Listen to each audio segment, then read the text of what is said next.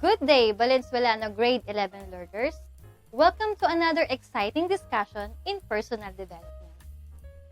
I am Ma'am Isa, your live stream teacher for today. Join me and learn today's lessons about personal relationship. By the end of this video, you are expected to number 1, identify ways to become responsible in the relationship. And number 2, appraise one's relationship and make plans for building a responsible future relationship. Over the past decades, political philosophers and applied ethicists have been increasingly interested in the value of personal relationships. Personal relationship refers to close connection between people, formed by emotional bonds and interactions. These bonds often grow from and are strengthened by mutual experiences. There are 3 kinds of personal relationship. The first one is family. The Bureau of the Census defines family as 2 or more persons who are related by birth, marriage, or adoption, and live together as one household. Ideally, people should have strong relationships with their families. They should feel love and closeness for their relatives and be able to confide in them and discuss personal things. A key role of parents and older relatives is to offer guidance, support, and where needed, boundaries, and of course, discipline. As families are so close and spend so much time together, arguments and disagreements can arise. But in most families, these are short-lived, and even in moments of anger or hurt, families still love and care about each other. The next kind of personal relationship is friends.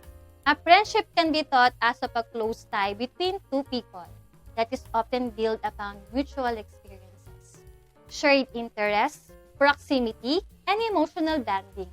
Friends are people we trust, respect, care about, and feel that we can confide in and want to spend time with.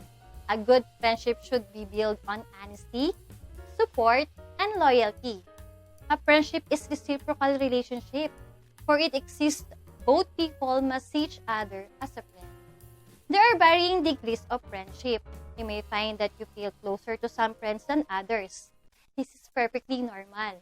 Some friends, especially if they have only been known for a short time or not seen very often, may not be appropriate to confide in about personal issues or concerns. You may find that you feel more comfortable and able to confide in friends whom you have known for longer or spend more time with. Friends who are very close and know each other well are sometimes referred to us as best friends. And the last one is partnership. Romantic partnerships, including marriage, are close relationships formed between 2 people that are built upon affection, trust, intimacy, and romantic love. We usually experience this kind of relationship with only one person at a time. A romantic relationship is one in which you feel very strongly attracted to the other person, both to their personality and often also physically. Successful romantic relationships are built on love, trust, respect, support, acceptance, shared interests, and a desire for the 2 people involved to share their lives. Some people in relationships may choose to have children. Sometimes, arguments and disagreements occur in romantic relationships. In strong relationships, these arguments can be overcome through effective communication, understanding, and compromise. But in other cases, especially if there are frequent arguments, the 2 people involved may decide to terminate the relationship. Taking ownership and responsibility for your action is an important part of healthy relationships. Doing so is an empowering reminder that you have control over the role you play in your relationship. Taking responsibility creates trust and dependability. Here are some of your responsibilities in relationship. Be responsible for what you think and say to other person. Be responsible for what you think and say to your family. Ensure the relationship is mutually beneficial and respect the other party or parties involved. Relationships are necessary for our survival as a species and as individual. A relationship defines our humanity because through our interaction with others, we learn about human behavior and emotions and how to communicate with each other. So here are the 10 steps to improve your personal relationships by Carmen Gita. Number 1, assess your self-esteem level and decide which kind of relationship you want. Remember that the most fulfilling relationships are those which are not meant to regulate your self-esteem level. Number 2, decide what you value most in life as a person. Finding out what you like and value, what is important for your growth and happiness, will help you look for the same things in the people you bond with. Number 3, evaluate every relationship in your life at this moment. Give points to each other of them in the value department based on what you decided that matters for you. If you may benefit to give points to those relationships that help you to stay true to yourself and that force you to pretend you're someone else, are emotionally balanced and above average when it comes to the learning potential. Number 4, based on your assessment, try and get rid of everything that consumes you emotionally or influences your self-esteem by lowering it. Without being blunt, avoid relationships that favor conflict and nurture those that you do good. Number 5, increase the frequency of interactions with people that you make feel good at home or work. Look for individuals that raise your energy levels, give you reason to smile, and be optimistic. Number 6, water your relationships. Once you streamline them, it's time to work on them. They are, joke or not, like flowers, so focus on their development and take steps towards nurturing them. Focus on their quality in particular. Number 7, give first and expect very little, if nothing, in return. In relationships, many people tend to ask themselves the same question: what do I get from it? Giving first may be interpreted as consuming in terms of time and emotional investment. But the benefits are unexpected. Behavior breeds behavior. Number 8, don't argue, but learn to compromise smartly. Smart compromise involves shared responsibility for the future of the relationship and assertiveness. When everybody understands the part they play in the relationship's evolution, the focus shifts from arguments to finding a common ground.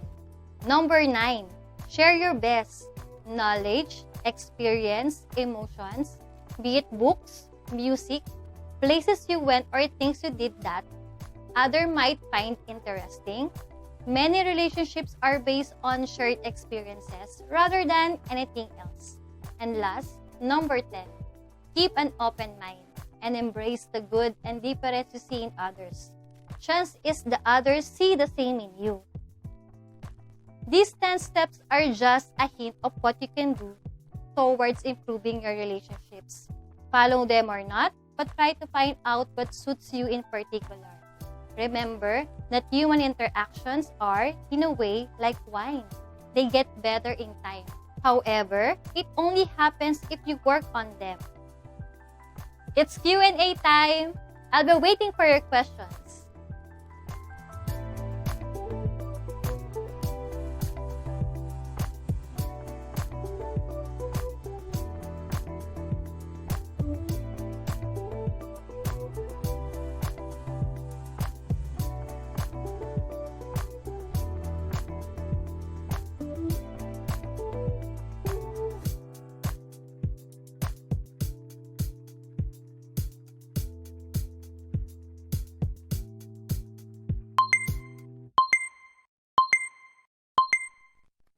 Oh, I see one already.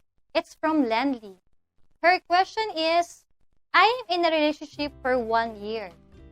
At first, we are always happy, but since the lockdown started, we always fight.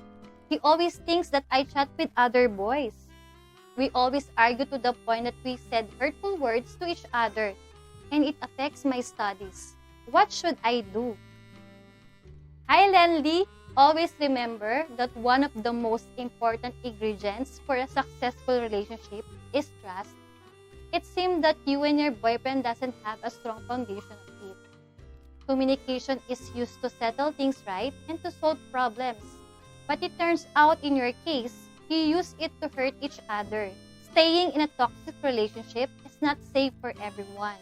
It is characterized by insecurity, self-centeredness, dominance, control. It damages self-esteem and drains energy. So here's my advice for you, Landly. If you think that your relationship is not healthy anymore and it affects your studies, I think it would be best for both of you to take time to think and give each other space. You are still too young, and maybe the two of you are not ready for this kind of relationship yet. Think about the situation and what is really happening. If you two are meant for each other, time will come when you are physically and emotionally ready. You will then realize that you really love each other. Then the two of you are meant to be. I hope it helped you, Landly. If you still have questions, approach your personal development teacher. And this will end our discussion. Make sure to answer all the activities in your learning module. Thank you for watching and listening. Stay safe and God bless everyone. Again, this is Mom Isa. Goodbye.